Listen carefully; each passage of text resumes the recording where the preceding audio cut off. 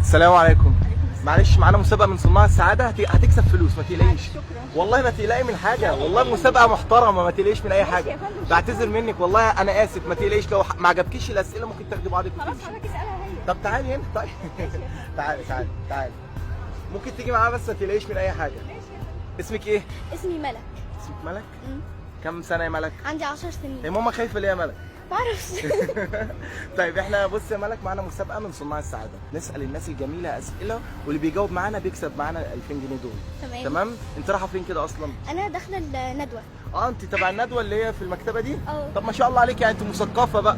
طب انت داخله الندوه اصلا هتعملي ايه؟ انا بلقي شعر وبمثل مسرح وبرسم وبالف قصص، وليا كتاب نازل في معرض الكتاب، واعلاميه كمان. واعلاميه كمان.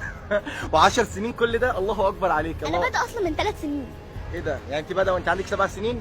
3 سنين 3. بادئه وانت عندك 3 سنين؟ اه. ده انت كنت بتزحفي لسه. ما عادي بقى، انا حبيت الهوايه من وانا صغيره. يعني كنت بسمع شعر كتير فعشان كده حبيته. اكتر حاجه حببتك في الكلام ده ايه؟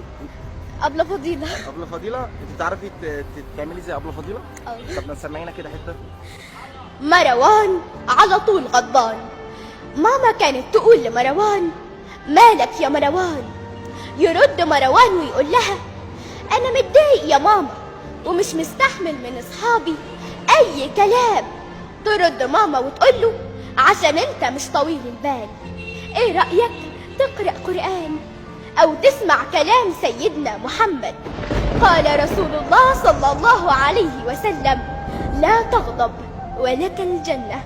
صدق رسول الله صلى الله عليه ايه وسلم. الجمال ده؟ ايه ده؟ انت فويس اوفر. تسلم يا عم. ايه الجمال ده؟ والله ما شاء الله عليكي، بجد انت مبهرة. طب انت دلوقتي ايه هي أكبر آية في القرآن؟ ايه هي اكبر آية في القرآن؟ آية الدين. آية الدين. ايوه صح. صح. وسورة البقرة. ايوه هي في سورة البقرة. تمام. ما شاء الله عليكي، ألف مبروك.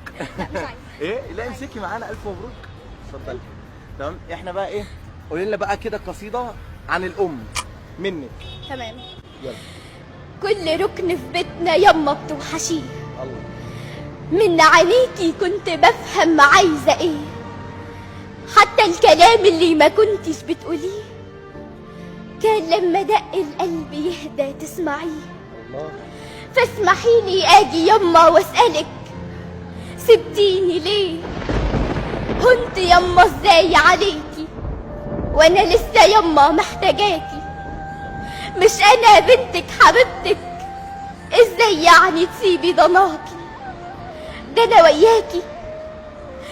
وياكي كنت بشوف الدنيا براح، كنت في حضنك انا برتاح، تملي حياتي انا واخواتي بالافراح.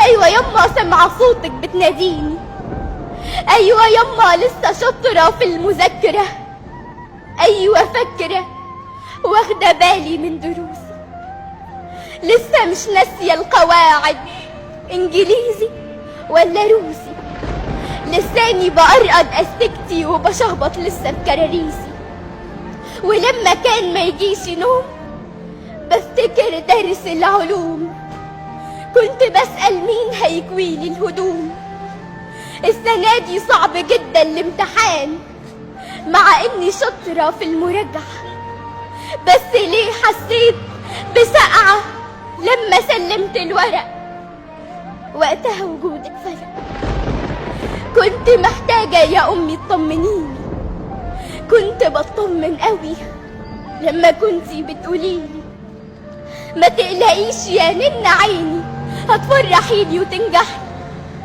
لو بس يعني تسمحي ما تعيطيش، كنت يما بتقوليلي ما تخافيش. عيطتي ليه؟ ايه الاحساس العالي ده؟ تسلم يا عم، اصل الكلام اللي بيطلع من القلب بيوصل للقلب. الله، 10 سنين ازاي؟ طيب اقنعيني انت ازاي 10 سنين؟ ما اعمل ايه والله، عشان اتدربت وخدت كورسات وبرضه تحفيظ القرآن. ده 40 سنة ده مش ايه ده 40 سنة ده مش انا اصلا معايا ماجستير مهني مصغر في علوم القيادة والإدارة. الله اكبر، الله اكبر. خدتيه امتى ده؟ انا خدته الاسبوع اللي قبل اللي فات. طب ما شاء الله عليكي، ما شاء الله عليكي، انت يعني 10 سنين وبتعملي الحاجات الجميله دي، انت ما شاء الله ليكي مستقبل باهر. تسلم يا يا بخت عم. والدتك بيكي والله بجد، ربنا يحفظها لك ويبارك لك فيها يا رب. يعني يا ريت يا جماعه كلنا ندعم المواهب والحاجات الجميله دي. عندك صفحه على الفيسبوك؟ اكيد. خلاص انا هاخد لينك الصفحه ونحطها في الكومنتات، وكل الناس اللي بتتفرج علينا تخش تتابعك عشان تدعمك. طبعا ده شرف ليا. والله تستاهلي كل الدعم. شكرا يا عم. بجد اتشرفنا بيكي، وان شاء الله باذن الله يعني ناخد رقم تليفونك ونبقى تبقى معانا في حلقات تانية كتير. ان شاء الله يا رب. اتشرفنا بيكي يا ملك.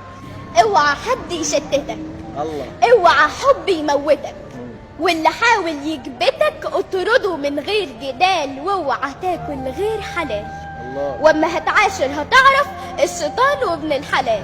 ما شاء الله عليكي، ما شاء الله.